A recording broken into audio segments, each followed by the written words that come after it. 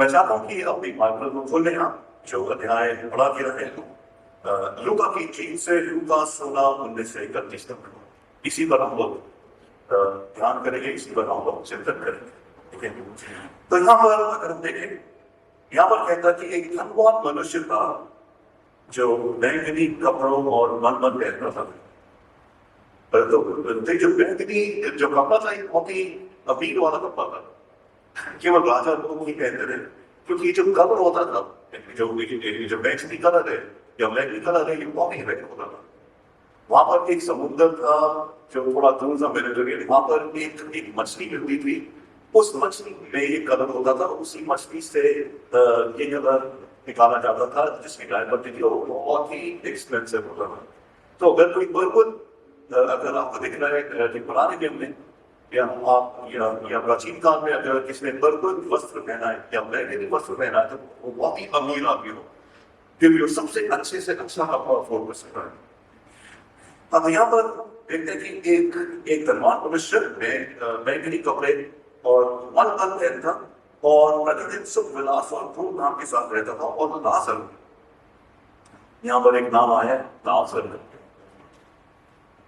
तो यहाँ पर नाम आने से ये एक पैराबल नहीं है। एक पैराबल होता है जिसमें यीशु मसीह कोई सच्चाई एक कहानी के द्वारा बताना चाहते हैं, और जब ये पैराबल होता है तो उसमें किसी का नाम नहीं लिया जाता, लेकिन यहाँ पर नाम है, तो मतलब ये एक सच्ची कहानी है, ये एक सच्ची घटना है। ये कोई कहानी यीशु मसीह ने नहीं बनाई कुछ हमें सिखाने के लिए, ये वाकई में हुआ, इसलिए यहाँ पर इसका नाम है। और मेरे ख्याल से हम सब लोग दिल्ली में रहते हैं, और हम में से कुछ अच्छी जगह रहे होंगे, जैसे जीके हो गया, डिफेंस हो गया, वहां पर बड़े बड़े घर हैं। जब हम लोग जाते हैं, जब हम लोग मिडिल क्लास लोग जब जाते हैं, तो हम देखते हैं वहां कितना बड़ा घर है, कितना आलीशान बिल्कुल बैठ के समान हो। मैं कभी कभी जाता था, मैं म्यूजिक क्लासेस में लेता था, तो कभी कभी घर के अंदर बहुत अच्छा ड्राइव है, तो घर के अंदर जाओ और वहां पर बताते हैं कि वो जिनको सीखना है सेकंड फ्लोर पे है, और घर के अंदर ही लिफ्ट बनी है। ऐसा तो मैंने बस मॉल में देखा है, घर के अंदर लिफ्ट है, घर के अंदर एस्केलेटर है। वाह, कितने अमीर अमीर लोग यहाँ रहते हैं। और अगर आप पटक रहे हैं, आप कोई अच्छी कॉलोनी में घुस गए हैं, तो आपको एक बहुत अच्छा घर सा दिखेगा, और आपका मन करेगा कि पूछो ये घर किसका है, क्योंकि अमीर लोग के घर, अमीर लोग सबका नाम होता है ना। तो कोई बताएगा कि उसका घर है, वो नहीं अच्छा, ये तो भाई बहुत महान सेलिब्रिटी है, ये तो एक्टर है ना, और क्या होती है तो बहुत बड़ा चार्टर्ड अकाउंटेंट है। तो ये जो अमीर लोग होते हैं ना, उनको हम लोग नाम से जानते हैं, नाम से जानते हैं, उनका नाम बड़ा होता है। उसके बाद अगर आप कहीं दिल्ली में भी आप किसी स्लम क्लस्टर में घुस जाए, गोविंदपुरी या और कोई एरिया में, वहां पर आपको बहुत छोटे छोटे घर दिखेंगे, छोटी चुटियां दिखेंगी, और बाहर जाएंगे बहुत ही छोटा सा एक मकान दिखेगा।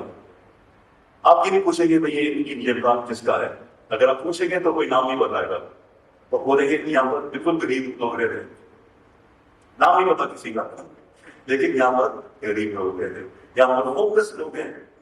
यहाँ पर एक कैटेगरी हमें दे दी है होमलेस की, होमलेस लोग यहाँ पर रहते हैं। और ये बात भी है, जो गरीब लोग होते हैं बहुत बड़ी संख्या होती है, उनको नाम से नहीं नाम बताया जाता, उनको एक कैटेगराइज कर दिया जाता है ना।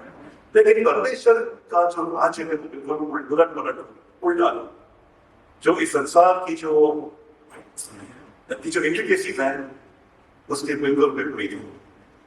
यहाँ पर यीशु मसीह ने कहा एक धनवान मनुष्य था, जैसे बहुत सारे धनवान मनुष्य होते हैं, देखिए इस धनवान मनुष्य का नाम लिया, नाम किसका लिया? गरीब लाजर था। उस गरीब लाजर का नाम लिया जिसको कोई पूछता नहीं है। मतलब अगर कोई पूछेगा कि आप लाजर को जानते हैं, तो मेरे को नहीं जाने कभी लाजर कौन, लेकिन अमीर आदमी को सब लोग जानते होंगे, सब लोग जानते होंगे, लेकिन लाजर को नहीं जानते। लेकिन यीशु मसीह ने अमीर आदमी का नाम नहीं लिया, लाजर का नाम, ये बताने के लिए कि वो कितना मूल्यवान है, कितना मूल्यवान है। लाजर का नाम, और लाजर नाम एक कंगाल का उसे भरा हुआ, उसकी मतलब और लाजर नाम का एक कंगाल घावों से भरा हुआ वहां पर रह रहा था। और वो क्या करता था, वो चाहता था कि हनुमान की मेज पर चलो से अपना पेट भरे, मतलब उसकी जो अभिलाषा थी। आपकी क्या अभिलाषा? अगर आपको सब चीज मिल जाए, कुछ भी करने के लिए मिल जाए, कुछ भी खाने के लिए मिल जाए, कुछ भी ऐसा मिल जाए, आप बोलेंगे मैं 5 स्टार में जाऊंगा, कुछ अच्छा खाऊंगा, ठीक है, जो भी। लेकिन उस गरीब का सबसे बड़ा सपना क्या था कि ये जो अंदर अमीर आदमी है, इसके टेबल से जो फालतू खाना गिर जाता है वो ही मुझे मिल जाए, वो ही मेरे लिए पहुंचे। आप देखेंगे क्या परिस्थिति उसकी, जो उसकी टेबल से जो गिर जाता है, जो उसको चाहिए नहीं, या कुछ ही आ गई या बाप आ गया उसने निकाल के फेंक दिया नीचे, वो ही मुझे मिल गया, ये इसकी अभिलाषा है। तो यहाँ पर 2 व्यक्तियों के बारे में बात किया गया, एक धनवान मनुष्य और एक लाजर। उसके बाद कहते हैं कि एक दिन वो कंगाल मर गया और स्वर्गदूत ने उसे लेकर इब्राहिम की गोद में पहुंचा दिया। तो ये इसको समझने के लिए थोड़ा हमें नए नियम, कुछ पुराने नियम में जाना पड़ेगा, क्योंकि अभी जो है अभी पुराना नियम ही चल रहा है ना। नया नियम चलेगा जब यीशु मसीह का पुनरुत्थान हो जाएगा, उसके बाद नया नियम शुरू होगा। अभी यीशु मसीह जिंदा है, अभी पुराने नियम की पद्धति ही चल रही है। तो क्या होता था कि पुराने नियम में क्या होता था कि अगर आपकी मौत हो जाती थी तो आप जमीन के अंदर एक जगह थी जिसको लोग कहते थे अब्राहम बूजम या अब्राहम का बहुत हेडीज, उसके अंदर 2 कंपार्टमेंट होते थे, एक अब्राहम बूजम या एक नाम की वो, और एक और होता था जिसको हेडीज कहते थे। वहां पर जो लोग परमेश्वर को नहीं जानते थे वो लोग वहां रहते थे।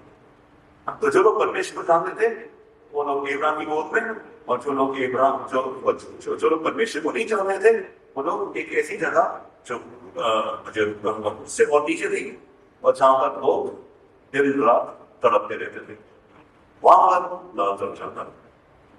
लेकिन आज ये नहीं है। आज अगर आपकी मौत हो जाती है तो आप सीधा यीशु मसीह के पास जाएं, क्योंकि यीशु मसीह ने वो द्वार खोल दिया है ना। यीशु मसीह के बारे में क्या भविष्यवाणी थी कि वो जो प्रिजनर्स है, जो जेल में है, उनको निकाल के लाए। यीशु मसीह के गॉस्पेल्स में आप कभी नहीं देखते कि वो रोमन जेल में गया और सब ताले तोड़ दिए और सारे जो कैदी थे उनको बाहर निकाला। ऐसा नहीं हुआ। किस कैदियों की बात कर रहा था?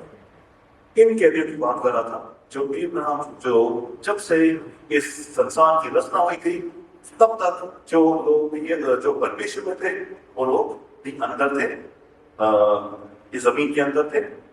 एक जगह थी वहां पर इनकी आत्मा जाती थी, और फिर दुष्ट लोग थे, इनकी भी आत्मा वहीं जाती थी, लेकिन एक अलग कंपार्टमेंट हुआ करता था, है ना। और अगर आप पहला सैमुएल देखेंगे तो उसमें सौल राजा, उसके पास कोई नहीं था किससे वो मशवरा दे, फौज आने वाली है, लड़ाई करने के लिए कभी तो एक जगह जाता है डोर, वहां पर बोल रहा है, वहां पर एक बुढ़िया होती है जो जादू टोना करती है, उससे वो बोलता है, और वो जो भी करती है उससे सैमुएल की आत्मा बाहर आ जाती है, और वो सैमुएल से वार्तालाप करता है। ये करना नहीं चाहिए, बाइबल में मना किया गया है, पुराने नियम में मना किया गया कि अभी ये सब नहीं, हमें थोड़ा नहीं करना चाहिए। लेकिन सच्चाई ये नहीं, पहले ने ऐसा किया था और समीर को बाहर निकाल के बने, तो ये सबक। लेकिन अब क्या है? अब ऐसा नहीं। अगर हम लोग मत्ती को देखेंगे, मत्ती 27:51 में लिखा है कि जब यीशु मसीह की मौत हुई क्रॉस पर, तब क्या होगा? तब मंदिर का पर्दा ऊपर से नीचे तक फटकर 2 टुकड़े हो गया, और धरती लौट गई और चट्टानें फट गई और कब्र खुली, और सोए हुए पवित्र लोगों के बड़े शब्द जी उठे। जमीन के अंदर जो आत्माएं थी वो वापस जी गए और उसके जी उठने के बाद में कब्र में से निकलकर पवित्र नगर में गए और बहुतों को दिखाई दे। तो अपनी मौत के द्वारा यीशु मसीह ने उन सारे प्रिजनर्स को फ्री किया और वो अपने साथ ऊपर ले गए। इस सच्चाई को यहाँ पर यीशु मसीह ने अपने बताया कि क्या हुआ। तो अब हम लोग शिवर में नहीं जाते, हम लोग एक राम मौसम में नहीं जाते, हम सीधा परमेश्वर की वस्तु में जाते हैं अगर हमारी मौत हो जाती है। और यहाँ पर क्या होता है, यहाँ पर हम देखते हैं कि देखिए जो लाजर है, लाजर तो बहुत अच्छी तरीके से अच्छी जगह पर पहुंच गया। इससे हमें क्या पता चलता है, इससे हमें ये पता चलता है कि परमेश्वर के राज्य में जस्टिस हो। आपको लगता है कि लाइफ फेयर नहीं है, आपको लगता है कि कभी कभी हमारे साथ सही नहीं हो, है ना। कभी हम लोग इस बात के शिकार हो जाते हैं कि ये जो प्रॉपर्टी मुझे मिलनी थी मेरे भाई ने ले ली, मेरी बहन ने ले ली, मैं प्रार्थना कर रही हूँ, मैं कोर्ट केस कर रही हूँ, लेकिन फिर भी मेरे हाथ में कुछ नहीं आ रहा है। लाइफ बहुत अनफेयर है। कभी कभी हम ऐसा सोचते हैं कि मेरे माता पिता ने मेरे साथ अच्छा नहीं किया, मेरे भाई को ज्यादा प्यार किया, मुझे कम प्यार किया, है ना। लाइफ अनफेयर है। और क्यों अनफेयर है उसके बारे में आपको बताऊंगा। उससे पहले इस विचार को मैं पूरा करना चाहता हूँ कि लेकिन जो भी अनफेयरनेस है उसको यीशु मसीह पूरा करेगा, या इस संसार में या आने वाले समय। यहाँ पर लाजर के पास कुछ नहीं था, मरने के बाद उसके सब कुछ हो गया। तो परमेश्वर ने फेयरनेस दे दी, जस्टिस दे दी। जस्टिस को हम यहाँ पर एक्सपेक्ट नहीं कर सकते, लेकिन आने वाले कल में परमेश्वर के राज में हमें जस्टिस मिले। आपको याद है यीशु मसीह ने कहा था कि एक बुढ़िया एक जज के पास जाती है बार बार कि मुझे न्याय कब मिलेगा, मुझे न्याय कब मिलेगा। और जज क्या बोलता है, जज उसको न्याय नहीं देना चाहता, लेकिन वो इतना तंग हो गया था, लेकिन उसने फिर भी न्याय नहीं दिया। अगली आयत में कहता है कि जब यीशु मसीह आएंगे तब कितने लोगों का विश्वास होगा, मतलब न्याय मिलेगा जब यीशु मसीह आएंगे। उससे पहले हम लोग न्याय की अपेक्षा नहीं कर सकते, तब तक हमारी जीवन में स्ट्रगल है। अगर स्ट्रगल चला जाएगा तो हमको यीशु मसीह पीछे भी नहीं चलेंगे, हम लोग आराम की नींद सो जाएंगे। तो ये स्ट्रगल भी बहुत जरूरी है, ठीक है। तो ये है कि अगर आपके साथ अन्याय हुआ है तो एक दिन ऐसा आएगा कि न्याय जो आपसे लिया गया उससे ज्यादा आपको मिलेगा, उससे ज्यादा आपको मिलेगा इस जीवन में, नहीं तो आने वाले कल में। आने वाले कल में तो ऐसे ही सड़क में बैठा बैठा मर गया। लेकिन कहानी यहाँ पर खत्म नहीं होती, कहानी यहाँ पर शुरू होती है, उसका जीवन अब शुरू होता है। वैसे अगर हम ऐसे कुछ लोग पीड़ित हैं, समझते हैं कि न्याय नहीं मिलेगा, अभी जिंदगी मौत है, मौत के बाद हमारी जिंदगी शुरू होने वाली है। और जो कुछ यहाँ मिला है वो जब में वहां पर मिलेगा। अब कुछ लोग ये सोचते होंगे कि लोग कुछ लोगों के साथ अन्याय क्यों होता है, कुछ लोग अनदेखी होते हैं, कुछ लोगों के साथ इतनी पीड़ा क्यों होती है ना। और सब लोग कहते हैं कि या तो परमेश्वर ने ऐसा क्यों किया कि किसी को इतनी पीड़ा हो। लेकिन अगर हम बाइबल में जाते हैं तो why do we suffer? हमारी जो सफरिंग का कारण क्या है, हमारा कारण क्या है? तो कारण ये है कि जब परमेश्वर ने आदम और हवा को बनाया था, उसने आदम और हवा के आदि सारी रचना दे दी थी। उसने पहले जानवर को बनाया, आदम इनका क्या नाम देगा। नाम देने का मतलब अथॉरिटी।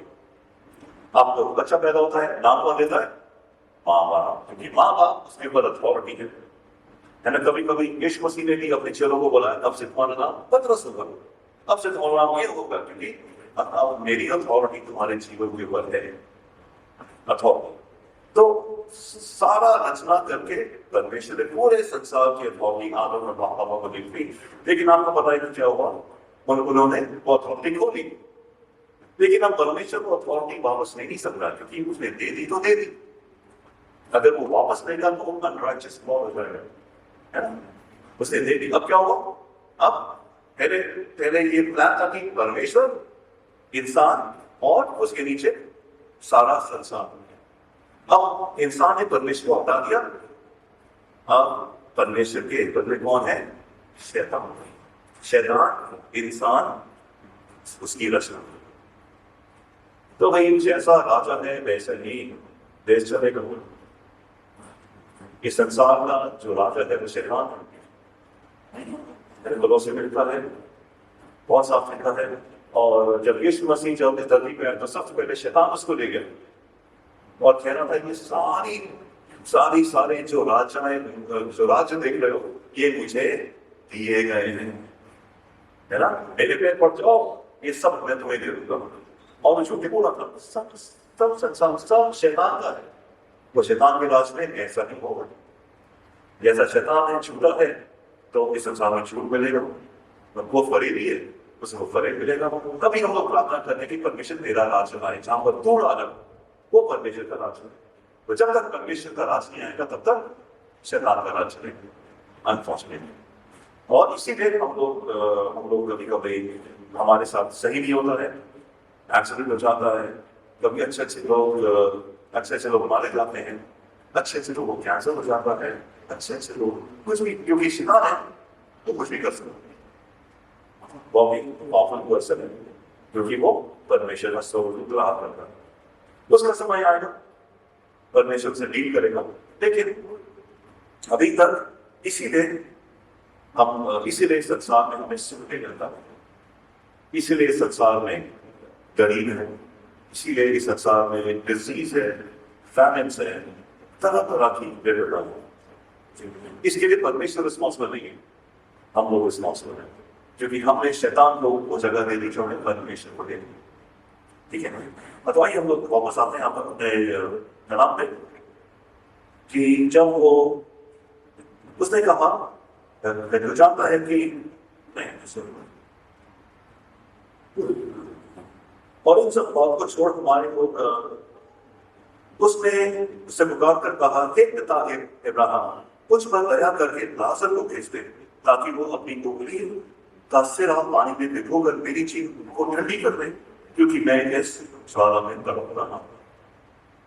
अब उसको लाजरस दिख रहा है, कितने साल वो उसके गेट पर पड़ा रहा, उसको नहीं दिख रहा था लाजरस। कितने सालों से वो देख रहा था उसको तड़पते हुए, तब उसको दया नहीं आया। लेकिन अब जो वो पीड़ा में है तब उसको लाजर नहीं रहा। लेकिन अब बहुत देर हो चुकी, अब वो कुछ नहीं कर सकता, अब कुछ नहीं कर सकता, बहुत देर हो चुकी है, लाजर कुछ नहीं कर सकता। तो ये वचन हमें क्या बताता है, क्या कहने के लिए हमें ये कहता है कि जैसे अगर हम लोग किसी गरीब की मदद करते हैं, है ना, तो हम लोग उस पर तरस खा के सोचते हैं कि उसका थोड़ा कल्याण हो जाए, कुछ पैसे दे उसका थोड़ा कल्याण हो जाए। लेकिन सच्चाई ये है कि उसका कल्याण होगा ही होगा, आप पैसे दे या ना दे, परमेश्वर उसको ठीक करेगा। लेकिन आप उसकी मदद करके अपना कल्याण करो, उसकी मदद के लिए अपना भविष्य सुधार रहे, उसका भविष्य परमेश्वर सुधारेंगे। लेकिन हम नहीं करके, जैसे उस जो अमीर इंसान था उसने कुछ नहीं किया, उसने अपना भविष्य बिगाड़ दिया। इससे पहले जो पैसेज था, जो पिछले संडे था, उसका भी यही था कि हमें अपनी धन इस संसार में खर्च कर दिया ताकि हम लोगों को जीत पाए, हम लोगों को जीत। अभी पिछले हफ्ते में ऑटो गया था, मैंने एक ऑटो लिया था, सवेरे 7:30 बजे का टाइम था, और मैंने उबर ऑटो किया और वो आया मेरे घर पे। मैं बैठा ऑटो में, फिर पता नहीं क्यों वो बातें करने लगा मुझसे। तो कह रहा था कि मैं 6:30 से आया हुआ हूँ, आजकल दिवाली का सीजन चल रहा है, लेकिन पैसे बिल्कुल नहीं मिल रहे, हर जगह दिल्ली में जैम है और लोग बार बार कैंसिल कर देते हैं। बोला कि आपके पास आने से पहले 2 लोग कैंसिल कर चुके हैं। जब मैं घर तक पहुंच गया था और उन्होंने ऑर्डर कैंसिल कर दिया, तो 3 दिन में भी मैं गया और पैसे भी नहीं मिले। फिर मैंने बोला हाँ भाई ये संसार ऐसे ही है, क्या कर सकते हैं। लेकिन कुछ चुपे रहा, कुछ ना कुछ वो बोलता गया सर रास्ते। फिर उसने बताया अपने बारे में कि मैं कल मेरे पास 3 बच्चे हैं और कल मैं बस 200 रुपये लेके गया, क्योंकि टोटल 600 रुपये की कमाई थी, 400 तो मुझे बढ़ा देना पड़ा, तो 200 रुपये में क्या हो गया। बहुत मुश्किल है ये जीवन, कोई बात नहीं, सबका ऐसा ही होता है। और अभी क्या मैं एक ऑटो वाले से और क्या कह सकता हूँ। फिर वो और कहने लगा कि मुझे 10 साल पहले मेरी पत्नी का देहांत हो गया, मैं अपने बच्चे के लिए माँ हूँ, ये सब है वो सब है। मैं बहुत सब तरह का मैंने भी कुछ उसको बातचीत करी, मैं कि परमेश्वर पर भरोसा रखो, सब ठीक है। फिर जब मैं पहुंचा था, मुझे पहुंचना था, मैंने देखा कि फोन में कितना रुपये आया, 191, 190 रुपये। तो मैंने बोला यार इसको थोड़ा सा दे देते, तो मैंने उसको 190 के बदले 400 रुपये दे दी। कोई बड़ी बात नहीं है, 400 रुपये। मैंने बोला देखो भाई ठीक है। उसने देखा 400 रुपये, बोला सर आपने क्या कर दिया। नहीं नहीं, ये आपके लिए है, हैप्पी दिवाली। और वो ऑटो वाला इतना खुश, उसकी आंखों से आंसू, और मेरा हाथ छूने लगा। यार 200 रुपये तो हम लोग ऐसे ही आशीर्वाद खा लेते कभी, क्या बड़ी बात है 200 रुपये, लेकिन उसके लिए 200 रुपये बहुत थे, बहुत ज्यादा थे उसके लिए, बहुत, क्योंकि किसी ने उसको शायद नहीं दिए होंगे 100 रुपये। मैं बोलता हूँ यहाँ पर जो यीशु मसीह जो हमसे करवाना चाहता है, वो बहुत आसानी तरीके से हम लोग कर सकते हैं, बहुत सस्ते में हम लोग भी पढ़ सकते हैं। लेकिन हम क्या करते हैं, रिक्शा वाला भैया यहाँ से वहां तक कितना लगेगा, 20 रुपए, 20 नहीं मैं तो 15 दूंगा, काटते रहते हैं हम लोग गरीबी के लोग। आप बैठिए, उसको 25 रुपए कीजिए, 5 रुपए में आपका कुछ नहीं आने वाला, लेकिन वो आपको इतना खुश होगा, आपको दुआएं देगा। फिर आपने रास्ता भूल लिया है, उसको परमेश्वर के बारे में पता नहीं है। आप बोलोगे कि ठीक है भाई 20 रुपए का रास्ता मैंने 25 दिया है, लेकिन मेरे साथ भी ऐसा हुआ था, मैं बहुत बड़ा पापी था, लेकिन परमेश्वर ने मेरे लिए रास्ता खोला, उसने मुझे सब कुछ दे दिया जो मैं डिजर्व नहीं करता हूँ। आपने एक रास्ता खोला, उसको परमेश्वर द्वारा बचा देते हैं। तो आपके पास जो धन दौलत है, जो भी है, तो खोल के 2 पैसे क्या फर्क पड़ता है। आप एक जो सभी बेचने वाले से 2-4 रुपए कम करा के क्या 3 मार दो, बल्कि उसको बोलो भाई आप सवेरे से धूप में खड़े हो, 80 रुपये की सब्जी ये 10 रुपये लगो, वो परमेश्वर के राज के लिए ये बहुत। अगर सब मसीह लोग ऐसा करने लगे तो हमारा मसीह समाज का नाम कहाँ से कहाँ जाएगा। सब लोग हमारे पास आने लगे, टैक्सी वाला आपका नाम देखेगा, मैं तुम्हें के पास जाऊंगा, है ना, रिक्शा वाला सबसे पहले आपके पास आए, क्योंकि हम लोग वो कमा रहे हैं, क्योंकि हम पैसे का लालच नहीं है, लेकिन पैसे का इस्तेमाल कर रहे हैं परमेश्वर के राज के लिए, लोगों की मदद कर रहे हैं, लोगों की मदद कर रहे हैं। और यही आज का वचन हमें बताना है कि हमें लोगों की मदद में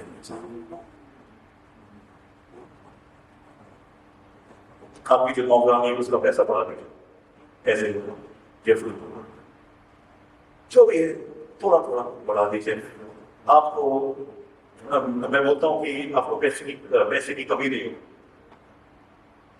लेकिन काम करने वालों की भी कमी नहीं होगी।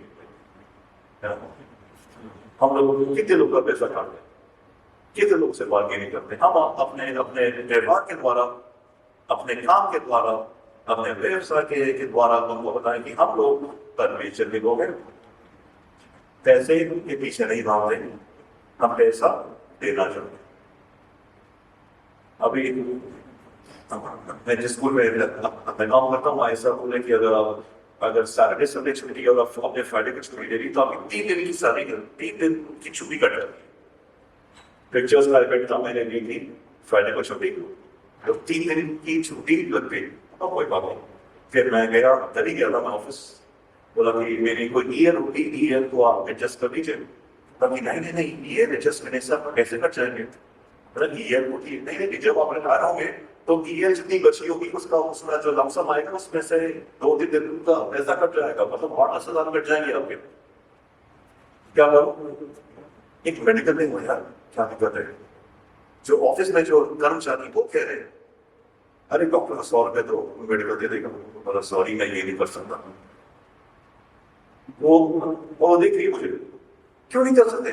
आपको आपके 10-12 कहीं पे रखेंगे, वो मंजूर है? हाँ मंजूर है, क्योंकि मैं अपने दिल दिमाग को अपवित्र नहीं करना चाहता। ये बहुत बड़ी समस्या है, छोटी सी 8-10 हजार रुपए के पीछे परमेश्वर का राज खो दो, सबसे बड़ी बेवकूफी है, सबसे बड़ी बेवकूफी। छोटे से फायदे के लिए मैं कल दावेदारी नहीं लगा सकता, अपने कैरेक्टर को नहीं अखेस करना चाहिए, थोड़े से फायदे को। संसार हमें ये सिखाता है, और संसार ऐसे ऐसे लेके आता है, चीजें लेके आता है कि आप बोलोगे नहीं कि यही सही रास्ता है, सब यही कर रहे हैं, आपको यही करना पड़ेगा। हम लोग प्रभु यीशु मसीह के लोग हैं, हमारे चाल चलन बिल्कुल अलग है। हम लोग इस संसार में रहते हैं, लेकिन इस संसार के हम परमेश्वर के राज में, उसके राज में हम नीचे, और जितना हम लोग यहाँ पर परमेश्वर के राज की बातें करेंगे उतना हमें परमेश्वर अपने राज में रिस्पॉन्सिबिलिटी देगा। जैसे पिछले संडे के इसमें था कि अगर तुम दूसरे के धन पर अगर कोई तुम्हें ट्रस्ट नहीं कर सकता तो सच्चा धन तुम्हें कौन देगा?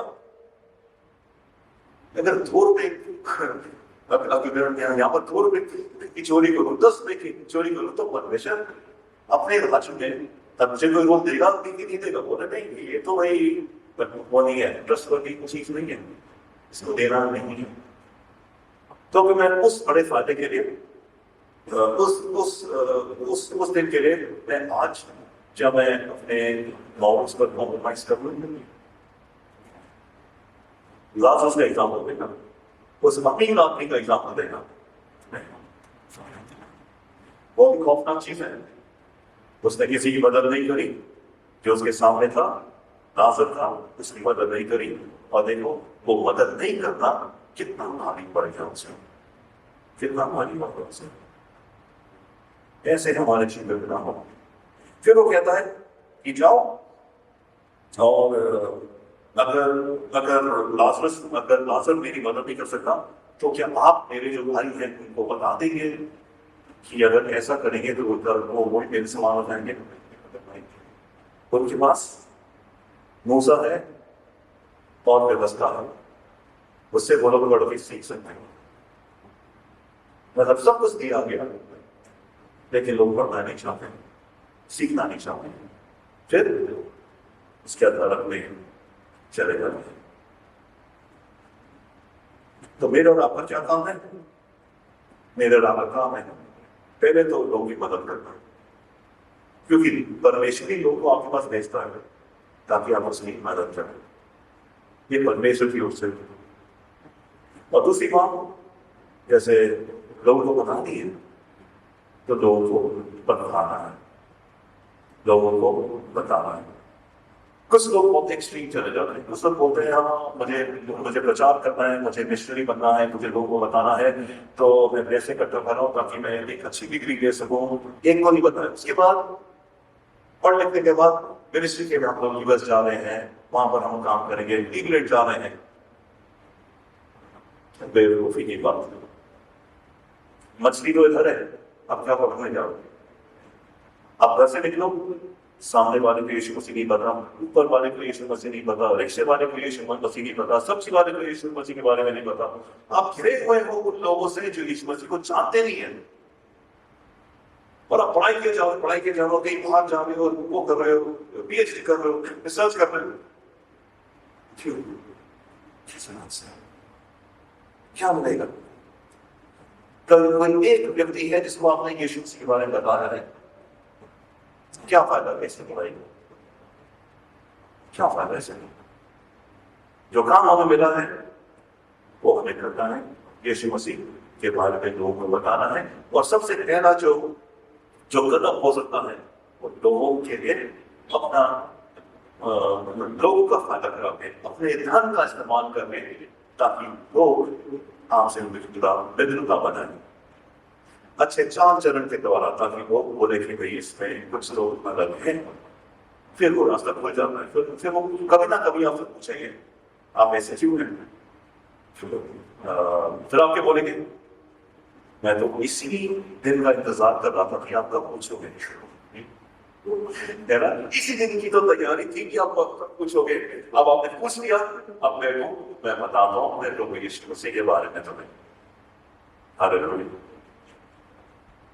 ये हमारा काम और ये हमें करना है।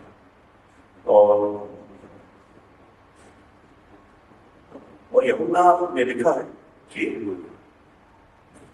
पर जिस किसी के पास संसार की संपत्ति हो और वो अपने भाई को जरूरत में देखकर उसको तरस ना खाना चाहे, तो उसने परमेश्वर का प्रेम कैसे बना नहीं सकता। अगर परमेश्वर का प्रेम है तो आप किसकी मदद कैसे नहीं कर सकते। मतलब अगर आपके पास परमेश्वर का प्रेम है तो आप की मदद करोगे, इसके अलावा और कोई बात नहीं। मेरी यही विनती है, यही इच्छा है, यही प्रार्थना है कि हम सब लोग जागरूक हो जाए, लोगों की मदद करें। सबसे बड़ी मदद है कि हम लोगों को परमेश्वर के बारे में बताएं, ताकि परमेश्वर का राज उसके जीवन में आ जाए। आइए हम लोग प्रार्थना करें।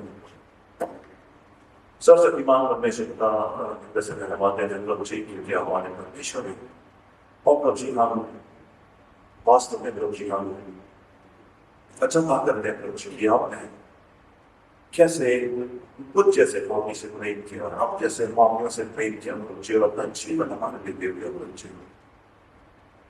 हम आपका धन्यवाद करते हैं प्रभु जी, और प्रभु जी यही काम आपने हम पर सौंपा हुआ है प्रभु जी, और हम लोग किस मन से वो नहीं कर रहे हैं प्रभु जी। आपको आप कितनी नफरत करते हो प्रभु जी हमसे कि जो काम आपने हमें सौंपा है वो नहीं कर रहे प्रभु जी। यही प्रभु जी हम आपके सामने आते हैं अपने दुष्कर्म की आपसे माफी मांगते हैं प्रभु जी। हमें आप प्रेरणा दें और प्रेरित करें कि हम जाके लोगों को आपके बारे में बताएं, लोगों को बताएं कि परमेश्वर यीशु मसीह छुटकारा देने वाला नाम है। हम अपनी धन दौलत से उनको खुश करें प्रभु जी, ताकि आप अपने जीवन के द्वारा उनको खुश कर सकें। ये छोटी सी यीशु मसीह के बीच नाम है।